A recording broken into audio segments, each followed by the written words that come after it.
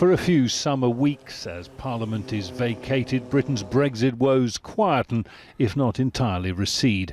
Theresa May has escaped threats to her leadership with a stroll on the banks of Lake Garda in Italy. No such escape, though, for her opposite number, Jeremy Corbyn, the Labour Party leader, branded in person an anti-Semite last week by a senior party MP. A scandal involving allegations of institutional anti-Semitism has dogged Labour for weeks and the political left for decades. The summer recess seems only to have turned up the heat. I want us to deal with anti-Semitism in our society, as well as in all of our parties, including my own. And what's been done is an honest attempt to make sure that we do make it clear we will not tolerate anti-Semitism in any form. These were the front pages on Thursday of the three biggest Jewish newspapers in the UK, joint editorials warning that a Corbyn government would pose an existential threat to Jewish life in the UK. That came in answer to a decision by party officials not to include in its code of conduct the full internationally recognised definition of anti-Semitism.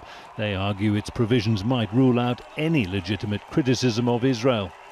But, say some party members, this is not really a story about anti-Semitism. Is there a problem of anti-Semitism in the Labour Party? Yes, we're 500,000 people. You're not free of anti-Semites. Is it the main problem confronting the Labour Party? No.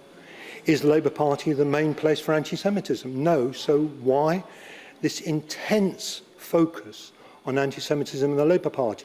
There are a couple of reasons. One is supporters of Israel don't want people in the Labour Party or anywhere else talking about Palestinian rights.